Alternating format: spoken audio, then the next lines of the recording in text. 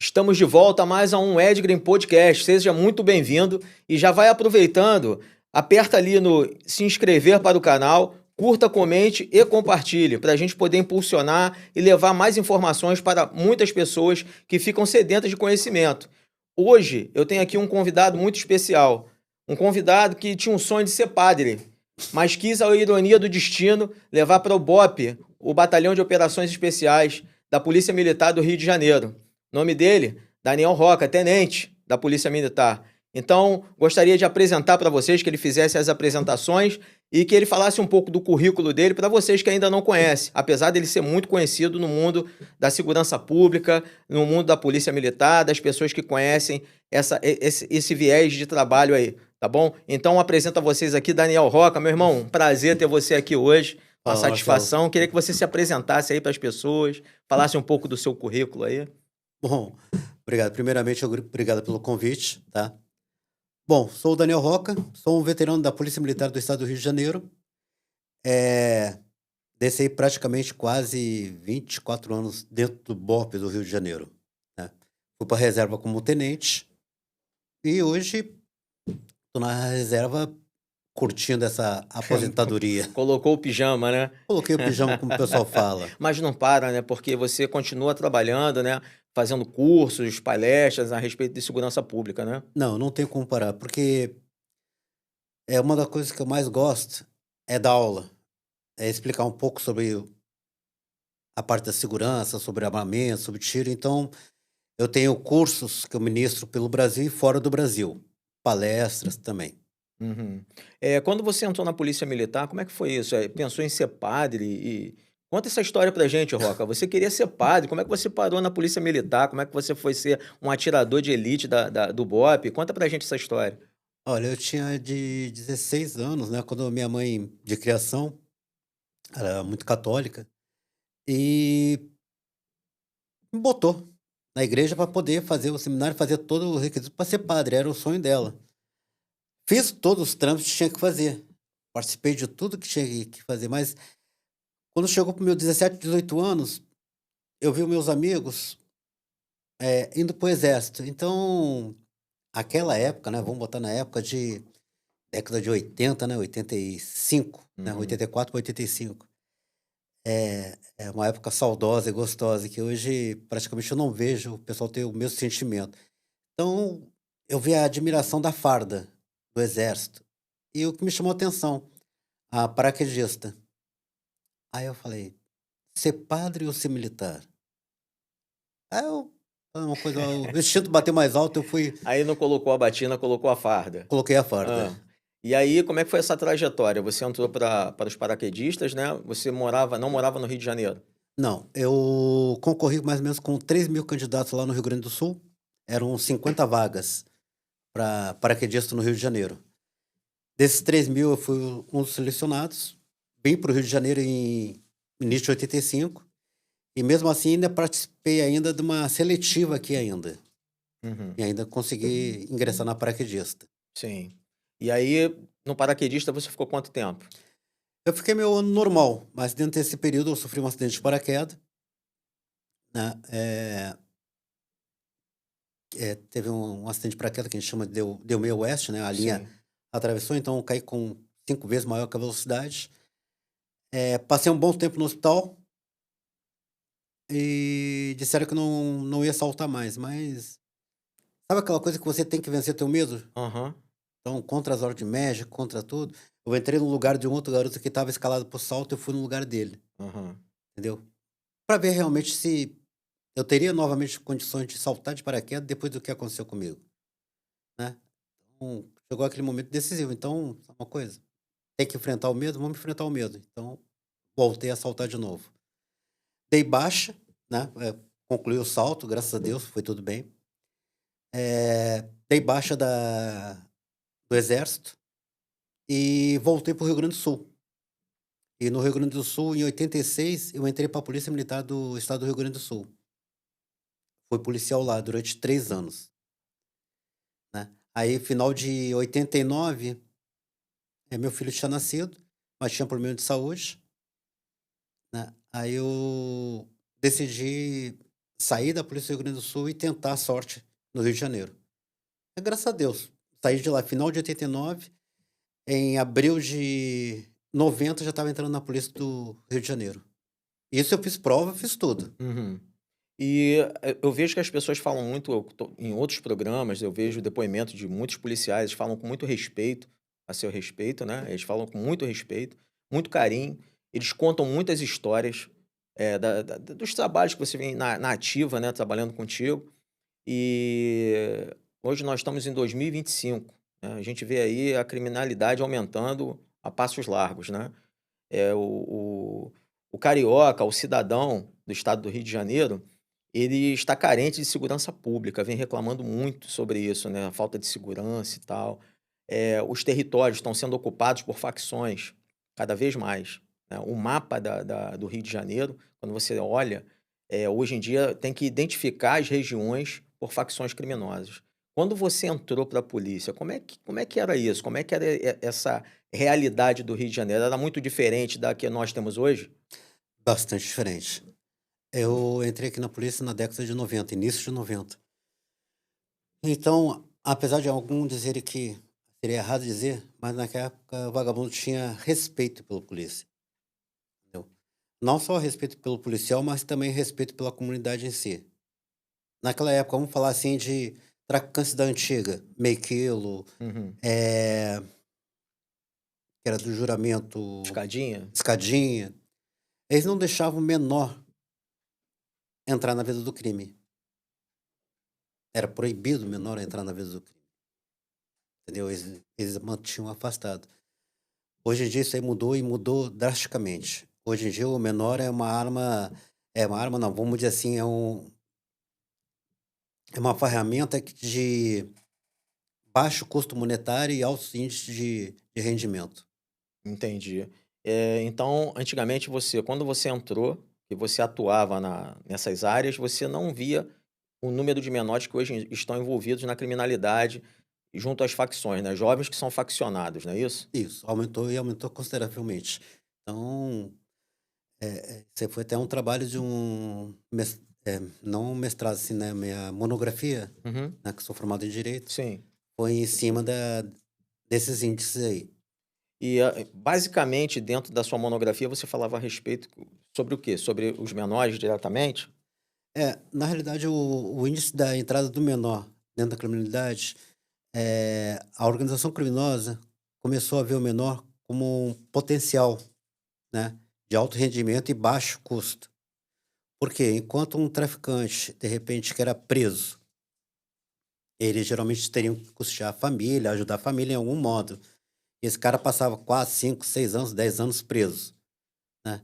O menor, não. O máximo passava 3 meses, no máximo aí 3 anos preso. Isso cometesse um crime muito grave, né. Preso não, apreendido, é o Uhum, termo correto, apreendido. Então, monetariamente isso aí rendeu muito para o tráfico. Então, o menor que era colocado na boca de fumo para vender, era preso, cara, não demorava muito, às vezes no mesmo dia, semanas, ou meses já estava de volta na rua. uhum. Então, isso O que aí você acha a respeito da maioridade penal? foi do meu trabalho e da minha monografia, a redução da da Ma imputação da maioridade penal em relação a isso, Uhum, de 18 para 16 anos. Por que 16? Hoje em dia o menor com 16 anos tem o direito de votar. uhum, Bom, se ele tem o direito de votar, ele tem a responsabilidade dele, né, social e jurídica também, ali naquele uhum, ponto que ele está amparado para isso. uhum. E por que que ele não pode ser julgado também pelos seus atos? Quer dizer, para decidir o futuro de uma nação, ele pode, para responder pelos seus atos de crime, ele não pode responder. Eu comungo da mesma ideia. Eu acho que a minha linha de raciocínio é por aí.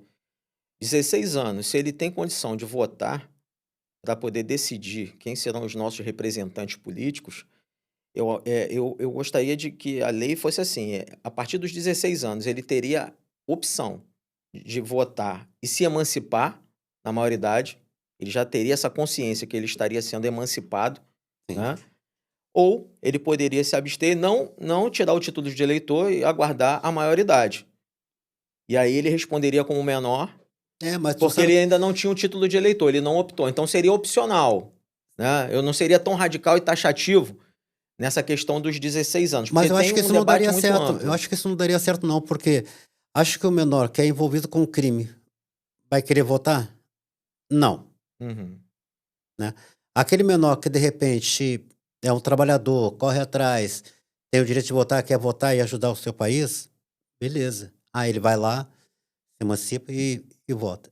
Mas eu acho que isso não daria certo, não, porque a maioria dos menores que são envolvidos com facções criminosas, com crime, né, não ia fazer isso. Então, eu tiraria por essa base. Já que a situação de um menor, ele tem o direito de votar, então ele tem o dever também de ser responsabilizado pelos seus atos. uhum. Não seria análogo, né? Porque é uma coisa meio estranha, né? Quando fala, foi um homicídio. Análogo Análogo ao homicídio, análogo ao análogo ao roubo. latrocínio, análogo a. E a pessoa que morreu não foi análogo, né? Ela Não. morreu, né? Ela perdeu a vida, um chefe de Independente família. se chegar um cara que é maior, responde criminalmente, e um menor. A consequência dessa vítima é o trauma que ela teve, seja um trauma psicológico, um trauma físico ou até a morte dela. Uhum. Então, dizer que um menor matou um cidadão num latrocínio é análogo, mas acho que fica meio controverso, né? Por quê? Porque é inimputável. Então, não há como se dizer o seguinte, eu acho que realmente teria que ter uma modificação na lei para que os menores tenham consciência. Por quê? Menor de idade hoje, não estou dizendo só em comunidade, mas em geral. A cabeça de um menor na década de 90, né, que é na década de 90, 85, década de 80, 85, minha época, né, era totalmente diferente da idade dos meus 16 anos, foi totalmente diferente da idade dos 16 anos de hoje. Uhum. Mudou muita coisa, entendeu? Mudou muito. Naquela época, qual era a minha curtição? O que eu fazia? Era brincar na rua, jogar bola, jogar bolinha de gude, seja o que for. Era coisa mais física. Hoje em dia, qual é a diversão de um menor? Praticamente é o celular, é joguinho, um monte de coisa. Às vezes vai para bailes, clubes, em situações abertas. É totalmente diferente, É né? E totalmente fora a diferente. questão Então, também. se mudou a cultura, eu acho que tem que mudar a lei também. Aham, sim, com certeza. E pulando a parte dos menores, você chegou no Rio de Janeiro. Hum, Policial militar, ainda não era do Batalhão de Operações Especiais, não. né? Como é que foi essa trajetória do batalhão que você chegou, quando chegou no Rio, até chegar ao BOPE?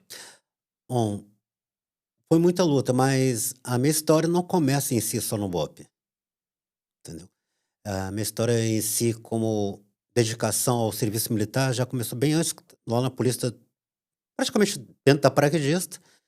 Na Polícia do Rio Grande do Sul, participei de situações da rebelião de Charqueadas em 88, né? Fui um dos policiais que foi ferido na ação. Foram duração de 3 dias dentro daquela rebelião lá toda. Mesmo tendo sido machucado, não desisti. Saí da Polícia do Rio Grande do Sul, fui para a Polícia do Rio de Janeiro. Eh, que eu fui para a polícia é o seguinte, com o seguinte pensamento, né? É o que eu falo para todos os policiais, para quem foram meus alunos, hoje em dia. Há 2 tipos de policiais: o que conta a história e o que fazem a história. Então, eu procurei fazer a minha história dentro da polícia.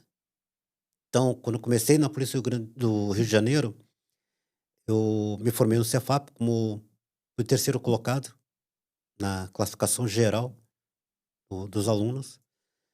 Fui para o 23º Batalhão, era um batalhão que na época eles diziam que era o refúgio de todos os policiais que ninguém queria nas outras unidades, junto com todos os recrutas que foram formados. Mas dentro daquele batalhão ali, dentro dos 23º, eu fiz minha história ali. Eu fui promovido por ato de bravura dentro do batalhão, em O ações minhas. 23º ele abrange qual região ali no Rio? Leblon, ele abrangia Rocinha, Vidigal e Cantagalo, entendeu? Áreas de comunidades. Sim. E dentro da minha atuação, que eu fiquei lá de 90 a 97, eu teve uma das ações minhas dentro de uma guerra dentro de uma comunidade. Eu fui promovido por ato de bravura, entendeu?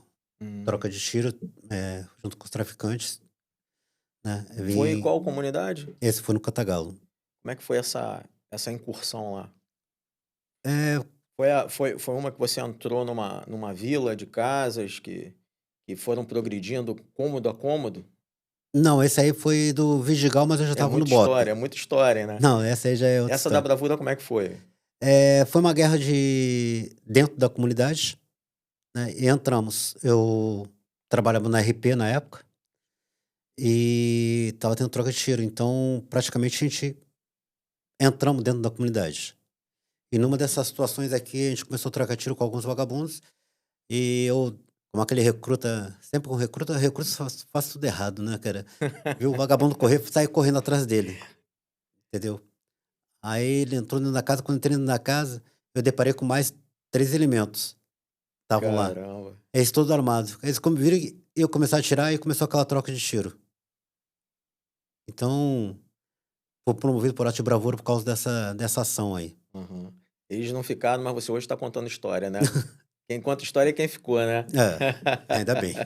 Ainda bem. E como é que foi? Dali você ganhou um ato de bravura, você permaneceu quanto tempo nesse batalhão Eu permaneci até a 97. De 97 teve mudança de comando. Eu fui lá para o 21º Batalhão, entendeu? Cada batalhão naquela época tinha uma maneira de atuação. Quando você chega na unidade de baixada, todo mundo se diz que é primo de alguém. Ah, eu sou Hum, primo de fulano, primo de ciclano, tá tudo bem. Talvez o cara não tá fazendo nada de errado, tá só coisa. Bem. Então, a minha situação de isso aí nunca foi tirar vantagem disso, sempre foi combater sim. o crime em si. Então, comecei a atuar da mesma forma, comecei a Pode pegar aí. atuar da mesma forma, porque dentro do 23º Batalhão, antes de ir para a Baixada, eu fui o cabo mais novo a comandar um patamo na época, Uhum. por causa do ato de bravura. Então, quando houve a mudança de comando, fui pro 21, do 21 eu comecei a mesma situação. Trabalhava comandando um patamo, né? E comecei a fazer várias ocorrências. A partir daí, o comandante que tinha me levado lá pro 21 veio a falecer, eu fui jogado pro 19º. Quando eu fui jogado pro 19º, 19º fica em qual em região? Copacabana. Copacabana. Aí me colocaram para trabalhar no Morro do Pavão e Pavãozinho. Hum. Aí, toda vez que eu estava de serviço, era tiroteio, tiroteio. Eles falaram que eu era meio problemático. É Aí me, tir... para-raio de é. de Aí me problema. tiraram do morro e me botaram para tomar conta do estacionamento Ah, do batalhão. Ficar tomando conta do estacionamento do batalhão. Eu sabe uma coisa, isso aqui não é vida para mim, não. Apareceu a oportunidade da abertura do curso do BOP. É uma coisa, vou me inscrever pro um BOP. lugar mais tranquilo, né, Então, Roca? mais calmo. Então, saí dali decidido, porque eu sabia que eu queria fazer alguma coisa, eu queria fazer a diferença. Uhum. Muitas vezes pensa em enxugar gelo. Não é questão de enxugar gelo, mas é questão de. Cara, eu entrei pra polícia para fazer a diferença. Eu entrei pra polícia para poder ajudar. Então, vou ficar aqui tomando concessionamento, é uma coisa. Eu acho que eu posso produzir melhor para a sociedade, né? Se tiver um lugar que me adeque. Então, surgiu a oportunidade de ir pro BOP. Então, fiz as provas, fiz os testes, né? Fiz o curso de ações táticas e fui para o BOP em 99.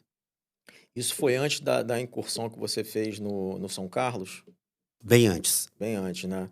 Como é que foi essa história aí? Conta pra gente aí que você chegou, parecia até o filme Tropa de Elite, que é aquela quando o Matias ele vai para um batalhão, vai lá para um DPO de uma comunidade, mas ele vai com um uniforme convencional. E essa história aconteceu comigo. É. E conta pra gente como é que foi isso? Na realidade, houve uma situação seguinte. Em 2004, mais ou menos, né?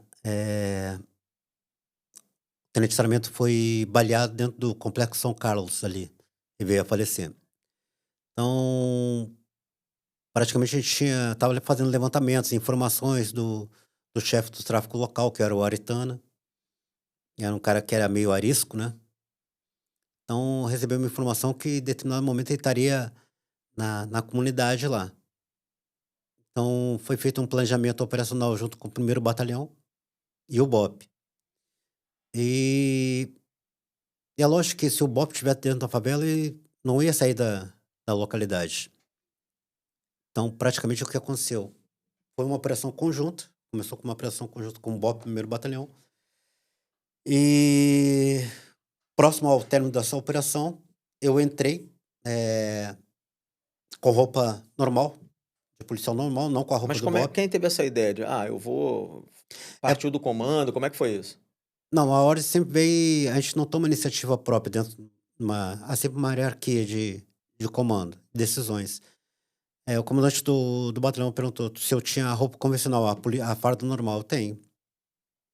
Então, porque um dos métodos é a gente tentar pegar esse líder do tráfico, né? Seria de repente se a gente estivesse com a farda normal em vez de com a do BOPE. Então, ele disse que eu ia culpar o DPO. E dito e feito.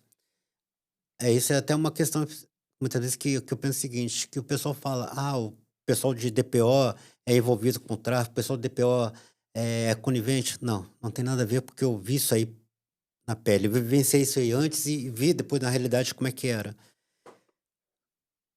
Operação, andamento, tudo, entrei e fiquei no DPO. Eu e mais o Souza Santos, né?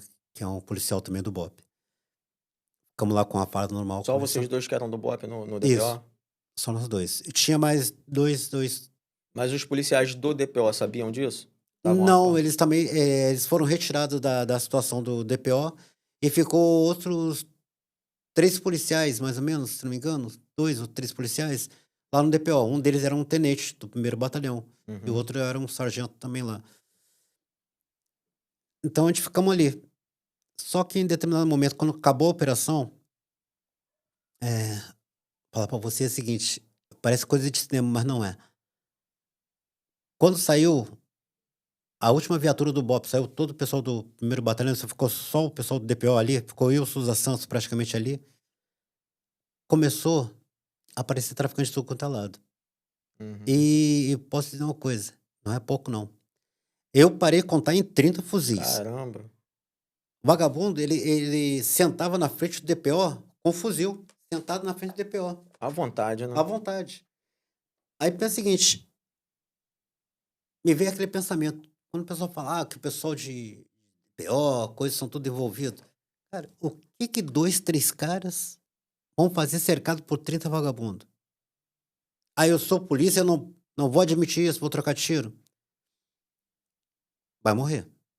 Porque até a ajuda chegar lá em cima no DPO vai levar pelo menos aí uns 20 minutos, 30, dependendo da localidade, até mais. Então, não tem como. Então, ali está, praticamente é como se estivesse só para tirar o serviço e ir embora, mais nada. Porque não tem como combater o tráfico. 2, 3 homens combater 30, 40 homens armados. Quando chegou você chegou no número 30 ali, você parou de contar, O então, né? Souza Santos continuou contando. Ele Ele continuou contando. continuou contando? Tem até uma história também que ele conta, né? Tem um podcast que ele fala assim, missão secreta, né? A missão secreta. Ele continuou contando. E a situação ali, eu sabia que a nossa situação era uma coisa de alto risco. Uhum. Alto risco mesmo. Então, cara, foi uma situação bem difícil. Pode ver, eu queria dar uma olhada, olhar melhor a localidade, então o DPO tinha uma sacada. Uhum. Então o que que eu fiz? Tirei a gandola, fiquei só com a camiseta branca, nem arma eu coloquei. Fiquei só de calça e camiseta branca, foi na sacada. O cara aqui tava armado com a R, vassourão, né? Tava com a pistola com alongador, tava com granada, radinho. Ele olhou pra mim assim, ó.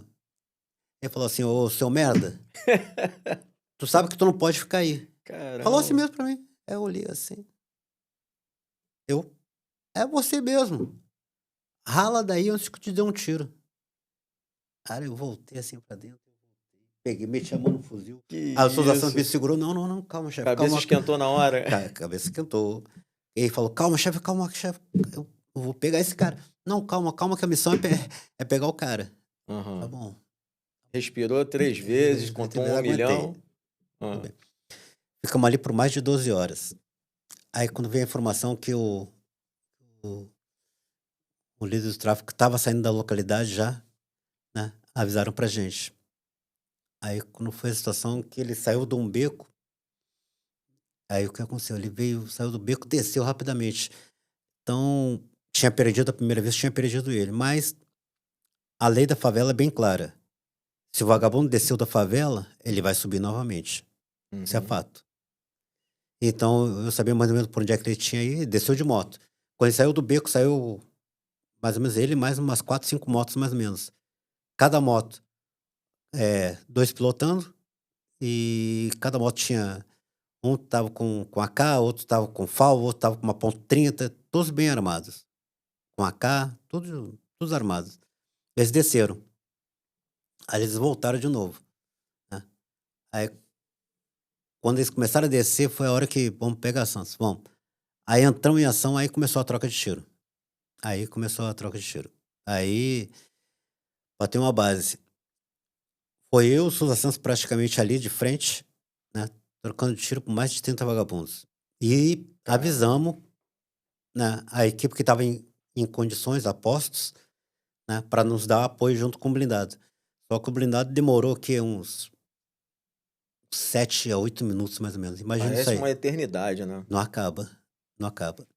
Resultado final: o Aritana e mais 3 cúmplices desses estavam baleados no chão, foram socorridos, mas não vieram a resistir. Uhum, Então vieram a óbito, uhum.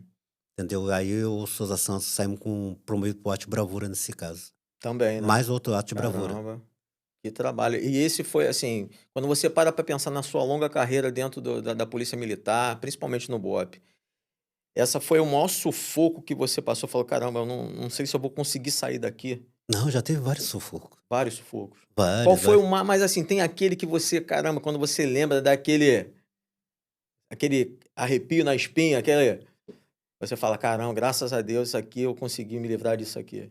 Eu acho que eu posso dizer pra você que é o seguinte, não existe uma operação específica, eu já passei várias, várias, várias, várias mesmo. Eh, Teve situação que eu pensava assim: "Caramba, como é que eu vou sair dessa aqui agora?". Tem uma em si, já teve dentro do Complexo do Alemão, já teve dentro da Rocinha, já teve dentro da Maré, já teve várias situações. Eu cheguei a ver um podcast, eu não lembro qual podcast que eu estava assistindo, e um policial também do BOPE que trabalhou com você e falou que você: "Não, vamos ali", você falou pra ele: "Vamos ali numa operação ali e tal". "Tá, mas é o que que é?" Ele preocupado: "Relaxa, calma". Ah, Você essa sempre foi foi do assim? Aretano que eu acabei de contar É, foi agora. essa, né? É porque "Calma, relaxa, fica o tranquilo". o coronel pediu que era sigilo a operação, né, aí Aham. eu chamei o Souza Santos, aí eu chamei o Souza Santos: Souza, tu tem o barriga azul aí?", que a gente chama barriga azul, né, a Hã. farda convencional. "Tenho". "Então faz o seguinte, pega lá, 5 horas da manhã em condições de comigo". Aí ele: Que é?". "Não, relaxa, é tranquilo, é coisa rápida". Ele contou isso em algum podcast, eu não lembro, depois eu lembro e É falo essa situação contigo. que ele parou, contou mais de 50 vagabundo dele. Ele, né. E como é que foi essa da progressão dentro do de cômodo a cômodo? Teve uma incursão de vocês também? Você Essa aí entrou foi tacaram no granada, foi um negócio Vidigal, de foi no Vidigal. Você Vidigal, ainda não estava no BOPE, já estava no já BOPE, estava no BOPE. estava no Como é que BOPE. foi isso? Ali foi o seguinte, era uma invasão de outra facção dentro da comunidade, começamos a entramos pela mata, começamos a varrer tudo, baixo, baixo, subimos e descemos o morro, subimos e descemos o morro, atrás dos traficantes. Aí em determinado ponto teve um senhorzinho que passou e apontou assim uma casa, mas já próximo já da descida do morro, um pouco antes da curva do S ali. Não, passando a curva do S, passando a curva do S, um pouco mais para descendo. Ele apontou uma casinha assim, num portãozinho, eu falei: "Pô". Aí eu falei, eu estava com a minha patrulha, né. "Pessoal, vamos dar uma olhada ali?". Aí tem um coroa que apontou ali, vamos lá. Aí abriu o portãozinho. Quando tava aquele portãozinho, parece um mundo de casa, assim, né? Uhum. Um Um mundo beco, de né? casa. Era um bequinho, tu abriu o portãozinho, era a rua principal, Uhum. abriu o portãozinho, um mundo de casa ali. Aí entramos, vamos bater pouco a pouco. Começamos a bater na minha casa, tudo bem, tal, tal, tal. Tá tudo bem com a senhora, tudo bem com o senhor? Pra ver alguma coisa? Não. Foi indo, foi indo, foi indo, fomos batendo. Aí cheguei na última casa. Uma das últimas casas lá. Tinha uma outra casa mais pra cá. Um pouco antes, dentro do beco. Aí bati numa casinha, atendeu o senhor. Tudo bem, senhor? Bem. Ele falou, o senhor tá sozinho em casa? Não, tá eu e minhas filhas. Mas eu senti ele meio, né? Tá o senhor e suas filhas? Mas tá tudo bem? Não, tá tudo bem, tudo tranquilo. O senhor permite dar uma olhada na sua casa? Mas é necessário? Não, é para até mesmo para sua segurança. Se eu permitir, eu vou dar uma olhadinha na sua casa, saber se tá tudo bem mesmo, entendeu? Não se preocupa que a gente não vai mexer em nada, não vai bagunçar nada.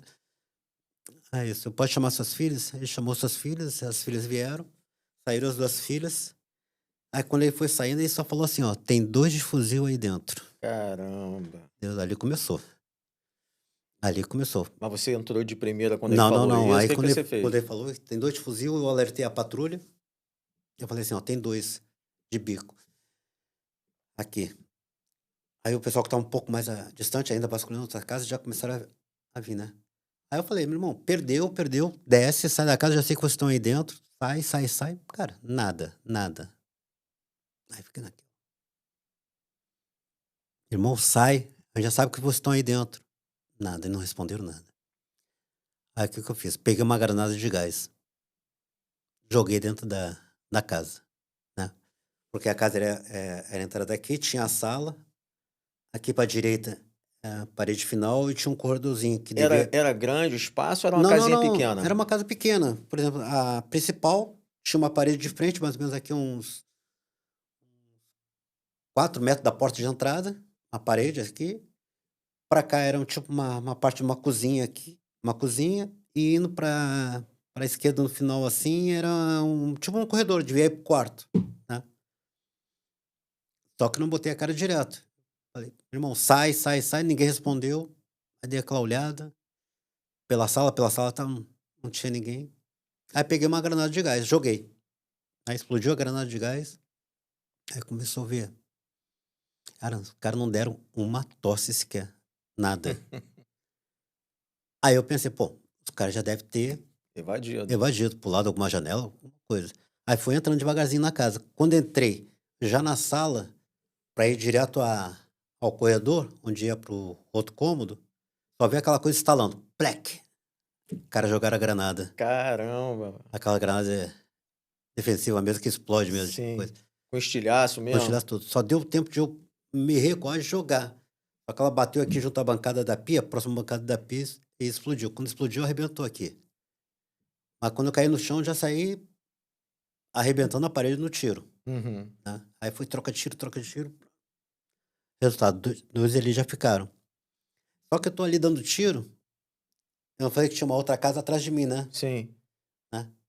Tinha um cara nos vagabundos no segundo andar, pegou uma AK e fez assim, ó, onde eu tava deitado. Caramba, Roca. A sorte que os tiros pegaram assim, mas não pegou em mim. Aí o outro garoto que tava da minha patrulha, neutralizou ele, da janela. Uhum. Já neutralizou ele. E a outra parte da equipe já entrou na parte do cômodo. Então, já começou o tiroteio lá e a gente tava com um tiroteio aqui nessa outra casa. Aí veio uma situação, os vagabundos já tinham sido baleados. Não era casa de laje. Oi? Não era casa de laje, era telha, normal. Não, a segunda, a casa A atrás que de você mim, tava. aonde eu tava, não. Não era de Aham. laje, era Ele um tava andar na, só. ele tava na telha. E por exemplo, era um corredor. Aqui é a casa que eu tava, né? Aham. Aqui do lado desse corredor pra cá era uma outra casa de 2 andares. Ah, entendi. Ele tava nessa casa de E 2 andares e deu 2 tiro pra andares. baixo. Caramba. Ele olhou assim, eu no corredor e fez assim. Aí o policial nosso da patrulha já neutralizou ele. Uhum. E o pessoal já foi pra essa casa. E a gente já fez o vasculhamento. Aí já pegamos os 2 fuzis lá, os caras já estavam sem vida, né, praticamente. Aí saí pra apoiar o resto do pessoal. Aí é aquela situação. Tiro pra caramba, os caras dando tiro. A gente botava a cara pra. Isso na outra casa já. Na outra casa. Uhum. Tentava botar a cara, os caras tiravam. Mas vocês passaram por dentro da parede ou vocês passaram por fora e entraram na casa também pela porta da Não, frente? porque é o seguinte, são 2 muros. Só que o Aham, portão desse aqui é um pouco mais recuado, tipo uns aham, 3 metros antes, e a casa onde eu estava era aqui. aham. Então eu saí pela pelo corredor e já entrei nessa casa. Entrei Uhum. pelo portão, aí chegamos na porta da casa, aí foi muito tiro. Então é aquela situação, a nossa tomada não tem que ver, não é aquela coisa bonita de filme. Os caras dando tiro lá de dentro. Não. O que que a gente fez? Ah, joga uma granada e já entra. Não, é suicídio entrar numa situação dessa, numa casa com cara, Uhum. não sei quantos caras de armado de fuzil, né? E na realidade ali, né, foram mais 5 que estavam ali dentro. Então era uma coisa que tinha que ser calma. Então o que aconteceu? Tiro, tiro, tiro, jogamos granada, a granada explodia, aí atirava, entrava, tomava um pedacinho do cômodo e ia indo. Progredindo cômodo a cômodo dentro da Cômodo a casa. cômodo. Aí progredimos até a parte da cozinha. Nisso aí já cheio de armamento pelo chão. Fuzil, granada, pistola de armamento pelo chão. Aí tem uma parte que saiu assim saía da sala, entrava na cozinha, da cozinha ia pra área externa. Quando chegamos na parte da área externa ali, começou. Aí devagarzinho, progredindo, progredindo, né. Quando a gente viramos assim, ó, cara, uma parede. Onde é que os caras fugiram? Vamos aqui. Porque olhando assim, visualmente, cara, você enxergava um muro aqui, parede no fundo, máquina de lavar, tanque. Onde é que os caras foram? Aí fomos devagarzinho. Só que a parede é tipo uma parede falsa. Sabe aquela parede sobreposta que você olha assim? Tinha um Parece que ela é reta, mas ela tem uma quebrada, ela tem né? um vão aqui, parece Aham, você olhando parece que é reta, mas ela tem aham. um vão. Aí o Silvio foi andando devagarzinho, que tava o Silvio, tava o esqueci o nome dele agora. Tava outro garoto, tava com a Uhum. gente, que foi até se feriu nessa situação também, e eu. Aí o Silvio foi, aí daqui a pouco o Silvio viu o vão da parede, botou o fuzil, só que quando ele botou o fuzil, o vagabundo meteu a mão no fuzil e jogou uma granada. Caramba. Foi o tempo só de recuar. Mas ele puxou o fuzil ou ele largou o fuzil e recuou? Não, o Silvio, quando ele pegou o fuzil, o Silvio deu um tiro, mas só quando o Silvio deu o tiro, ele já tava com a outra mão e já jogou uma granada, o vagabundo, Aham. entendeu? Tivemos que recuar rapidamente, né? Então, aí até o garoto levou um estilhaço que atravessou o braço dele, e quando viemos me chamando no tiro também, Progredindo. progredindo e chamando no tiro. Então ali já ficou mais alguns ali, Hum. né? Fora o outro pessoal que o pessoal pegou lá do outro lado também. Então, foi uma guerra E mesmo. como fechou isso aí? No final, depois que vocês conseguiram progredir todos os cômodos, conseguiram eliminar as ameaças e tal, e aí como é que fica? Aí terminou aquilo ali? Socorremos, né, Aham. eles, levamos coisa, mas, vieram a óbitos, né, no Uhum. total ali naquela situação foram 8, Uhum. 8 óbitos. E graças a Deus teve 2 feridos, eu e o querendo lembrar o nome do garoto.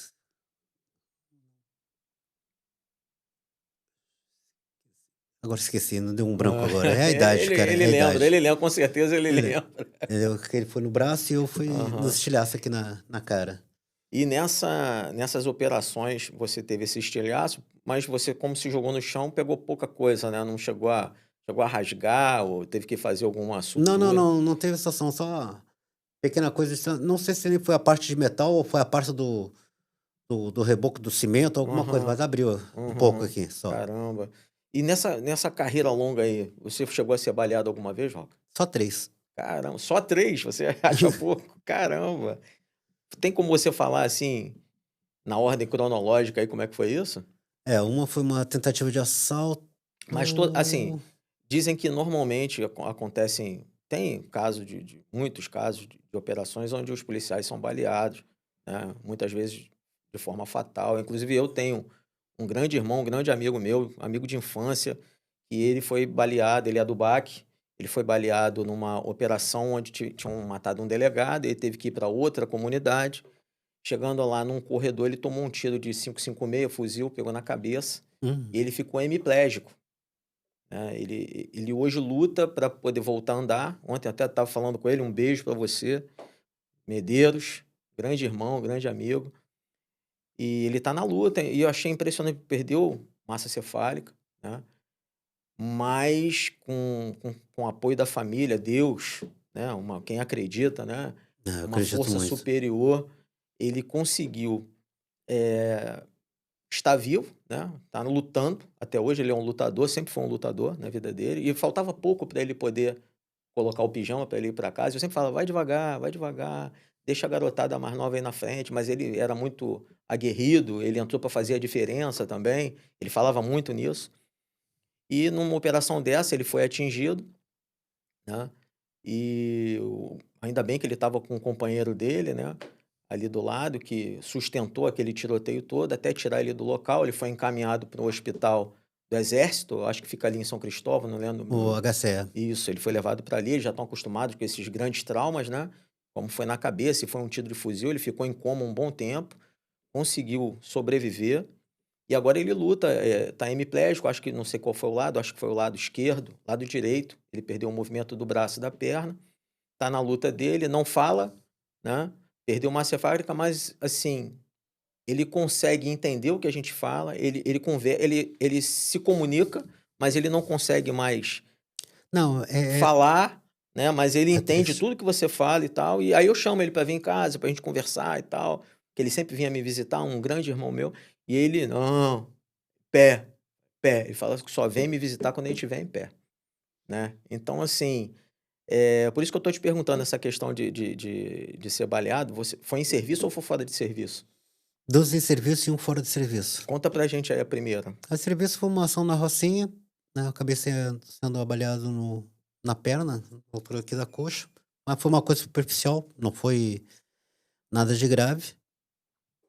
A outra, sei que foi em 95 da perna, Uhum, a outra foi em 2001 dentro do Complexo do Alemão, na realidade já estava no BOP, foi uma execução que entrei pela parte alta, aí bati de frente com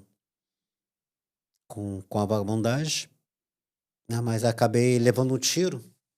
Ele pegou na minha parte frontal do colete. Então ele destruiu 2 carregadores que estavam no colete, resvalou pelo colete, pela placa e entrou aqui na parte do braço, pegou essa parte aqui, entendeu. Então aqui praticamente não foi um tiro de ar, foi mais um estilhaço, né, o uhum. braço fez aqui, voltei. E a última foi uma emboscada que fizeram pra mim em Guadalupe, Essa 2012. foi queria que você contasse aí para o pessoal como é que foi isso. É, foi uma situação que eu na época tinha um mercadinho, né, Uhum, tinha uma sociedade com um mercadinho. Estava me desenvolvendo ainda alguma coisa, correndo atrás. E foi um domingo, aí eu cheguei lá pra abrir o mercado, tudo, coisa normal.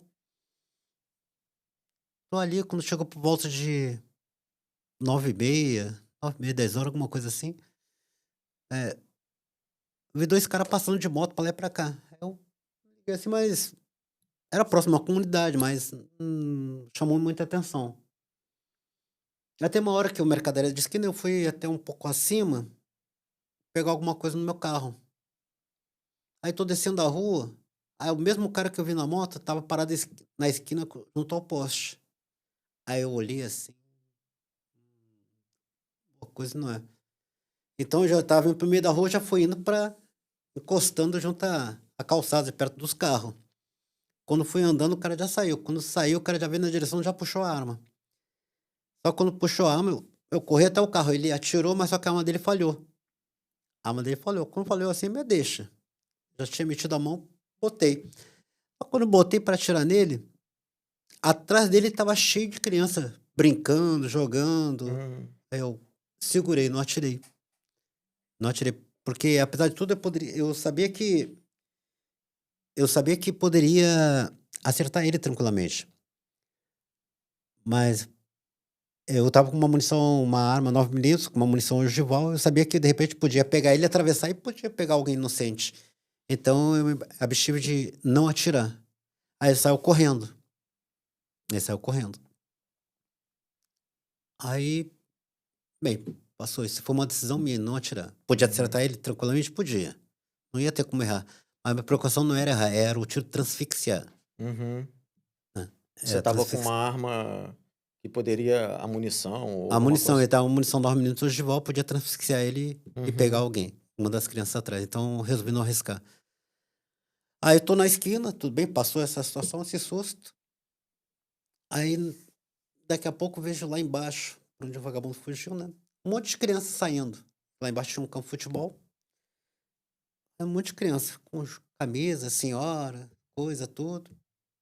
Coisa normal, aí não chamou atenção. Só que o vagabundo acabou com o jogo de futebol, obrigou todo mundo a ficar em volta dele e veio subindo no meio das crianças.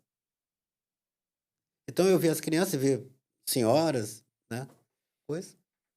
Não me liguei, não, vamos botar o seguinte, não tive maldade, né. Existe muito cara especialista que Eles não têm fala, nada a perder, né, é um é, covarde, né, que faz isso, aí né. tem muitos especialistas: "Pô, Roca, deu mole". Cara, não é questão que eu dei mole. Primeiro tiro que eu não podia ter atirado, não atirei por causa das crianças.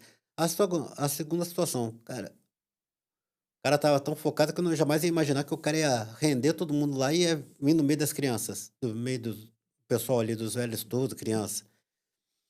Quando chegou de frente, eu estava na esquina e estava as crianças todas do outro lado da rua. Ele só fez assim, afastou as crianças e veio com a arma. Aí um rapaz que estava no mercado falou assim: "Cuidado, Roca". Quando falou: "Cuidado, Roca", eu virei assim e vi o cara já com a arma. O que que eu fiz? Eu virei para dar menos coisa, não estava de colete, virei e meti a mão. O cara deu 3 tiros, 2 passaram e um entrou, né. Então, quando já estava puxando a No arma seu braço direito.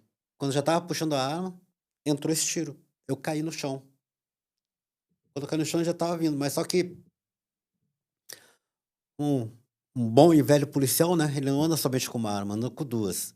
Então, consegui meter a mão na segunda arma, que esse braço aqui já era, né. Uhum. Meti a mão no com a na segunda arma com a mão esquerda, né, quando ele estava vindo, já comecei a trocar com ele, entendeu. Aí, sei que pegou tiro, pegou nele, mas não, mas foi de raspão no braço, alguma coisa assim, que o pessoal fala depois, e ele fugiu. Quer dizer, se eu não tivesse feito isso aí, ele teria me matado ali, ele ia vir pra conferir.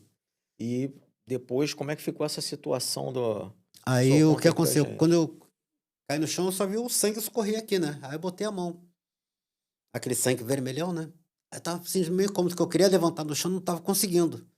Aí botei a mão aqui, aí veio aquele sangue preto. Quando eu vi aquele sangue preto: me tira daqui agora". Pegou algum órgão, pegou alguma coisa: "Me tira daqui agora". "Não, chama a ambulância", "Não, chama a ambulância não, me põe dentro do carro e me tira daqui". Sabia que tinha pego alguma coisa. Aí, resultado, fui pro hospital, o tiro pegou aqui mais ou menos nessa altura, Na altura do cotovelo aí, né. foi na junção entre os 2 ossos aqui, né, só que pegou as artérias, estourou as artérias todas aqui, né. Uhum.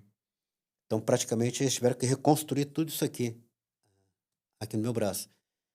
Tinha uma época que eles estavam querendo amputar meu braço. Amputar o braço aonde? No Amputar. primeiro hospital que te levaram logo que ou que te socorreu? Não, o que me socorreu foi o de Marechal ali, Uhum. Carlos Chaga, Carlos Chagas. Carlos Chaga. Lá que eles queriam Não, amputar. não, o cara quando eu estava indo para o hospital, dentro do carro, eu ainda consegui ligar, falar com o pessoal do batalhão. Uhum. A sorte que o batalhão é um batalhão especializado, é um batalhão que tem, vamos dizer assim, foca também na situação, então a gente tem médicos Uhum. dentro do batalhão também. Então já ligaram para o na época, Capitão Porto estava não sei aonde, e já foi direto para o Carlos Chaga, né, praticamente ele que fez toda essa parte da minha operação aqui. E aqui pegou fígado, baço, intestino, intestino grosso, raspou o rim, Caramba, fez uma fez uma lenha, bagunça lá. fez uma bagunça, né. E tinha a parte do braço, mas só que não tinha vascular, ele não era especialidade vascular, aí me levaram para o hospital da polícia. Uhum. Então a situação ficou um pouco traumática, assim, que eles tiveram que praticamente reconstruir tudo aqui. Praticamente eu passei por umas 3 cirurgias nesse braço, né. Deve ser a minha esposa, a Eliane, né, que é uma pessoa guerreira também, que desde o momento que eu fui baleado até o momento de sair do hospital, ela ficou dormindo do lado de fora do banco da UTI, não arredou o pé Uhum. 1 minuto sequer dentro do hospital. Toda hora ela ia lá dentro, via como é que eu estava, aí viu que o meu braço estava inchado, chamou os médicos de emergência. É, o vascular me operou novamente o braço, né? E graças a Deus consegui recuperar aqui Graças a o Deus, né? movimento. E tá aí hoje o Roca contando história, né? Ainda Né? bem. Contando história.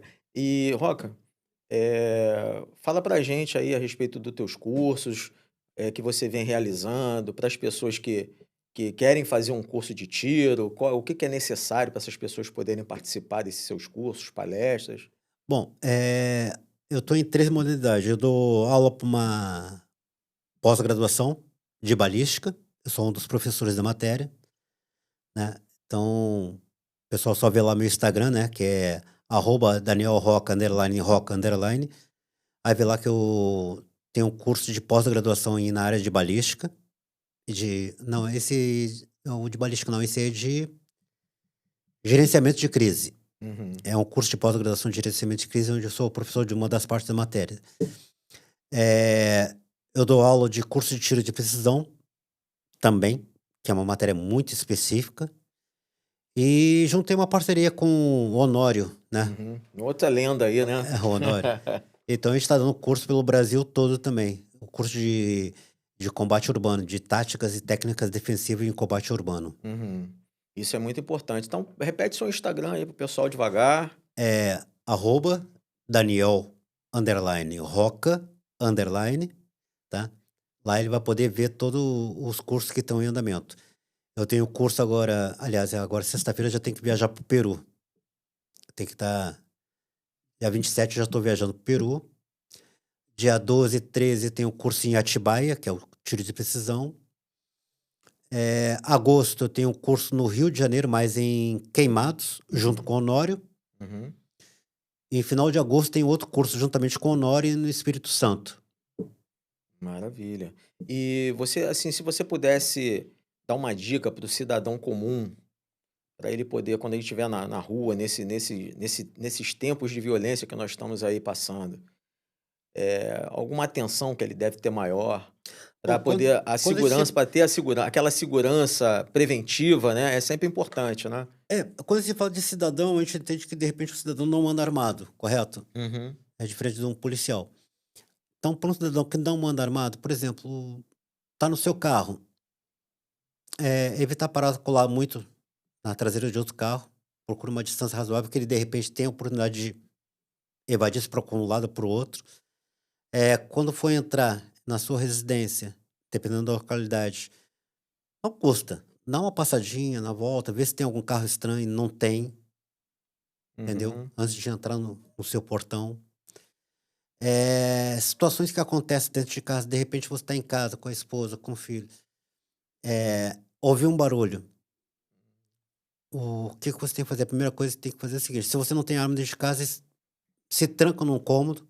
Primeira coisa, liga para a polícia, né? uhum, Se você tem arma, eu aconselho também a não sair para confronto, porque se você tem uma arma dentro de casa, que muita gente tem posse de arma. uhum. Então, não é porque você tem uma arma, você é o super-herói, tem Sim. peito de aço. Tu tá ali para, se tu tem a posse de uma arma, para proteção da sua família e da sua residência. Pega sua família, põe num cômodo e fica ali com eles também.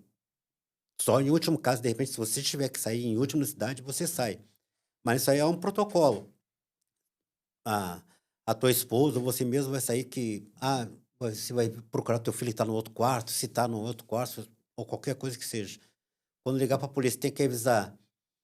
Meu marido foi procurar minha filha, né? Ele tá vestido assim, tá com roupa assim, ele tá armado. Uhum. Entendeu? Porque de repente ele saiu para ver a criança que não tá no quarto, ou de repente tá em algum outro cômodo. E vai sair, chega a polícia e vê ele com uma arma na mão, vai pensar o quê? Pensar que ele é o assaltante, Vai né? pensar que ele é assaltante. Então, existe certo tipo de protocolos, até mesmo para andar no carro, os protocolos. Como você chega, como você sai, como você para com o veículo, entendeu? Como você porta a sua arma dentro de um veículo. Residencial, os protocolos de emergência, que é avisar a polícia, avisar a vestimenta, eh, usar a balística a seu favor, da sua própria residência. Isso é uma coisa que eu explico no curso, Uhum. entendeu? Se você tiver que sair para um confronto dentro da sua residência, tem que saber como progredir, como fazer isso.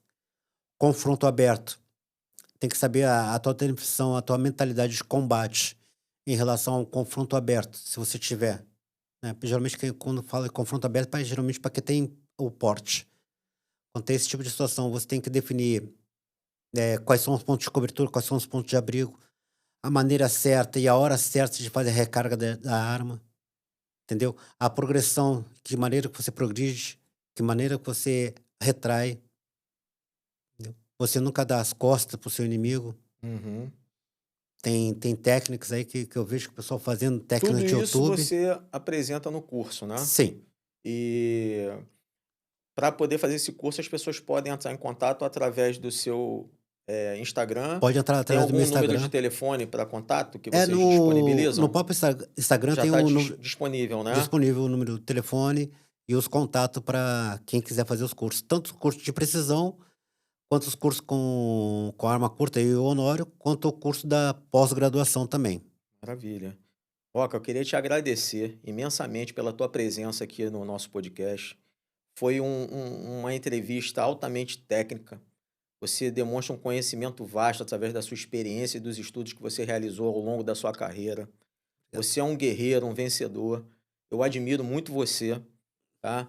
Eh, Já venho há muito tempo até falando com um amigo Pachá que eu queria trazer você aqui para fazer esse podcast. Você conseguiu achar um espaço aí na sua agenda. Eu sei que você viaja muito para você poder vir até aqui. Espero trazê-lo aqui mais vezes para a gente falar mais a Tem respeito muita dos seus história para cursos, contar, muita né? Outras conversa. histórias, né? E assim, meu muito obrigado para você, Obrigado tá? também. Parabéns pelo apoio da sua esposa, né? Que teve ali Ah, do ela é seu uma lado guerreira. nesse momento de dificuldade seu ali. Então, você fez a escolha certa, né? Eu tenho esse meu amigo também, que é a esposa dele, que cuida dele aí com tanto carinho e dedicação. E ele vai andar, daqui a pouco ele vai estar aí também, Se contando Deus história quiser. aqui, a história dele. Então, muito obrigado, tá? E a casa aqui está aberta para você quando você quiser, tá bom? E eu quero fazer parte desse curso aí, a gente vai Eu conversar. vou ver se consigo chamar o Honório para gente fazer esse curso aqui na região dos lagos aqui. Sim, e aí vem aqui para falar a respeito do curso aqui, para a gente poder promover esse curso, E é um curso muito bom. tá bom? Praticamente é um curso que são 3 módulos em um só. Show de bola. Então, até o próximo programa. Queria agradecer as pessoas que estão assistindo aí, né? Dizer que foi dedicado aqui ao nosso amigo aqui, um guerreiro aí anônimo, né? Que é o Tenente Roca, do Batalhão de Operações Especiais da Polícia Militar do Rio de Janeiro, que teve diversas histórias, que colaborou muito para a nossa sociedade. E essas histórias devem ser contadas e a gente tem que valorizar esses profissionais que estão ali na linha de frente para poder ajudar a nossa sociedade. Então, aguarde o nosso próximo convidado. Fiquem com Deus e até o próximo Edgreen Podcast.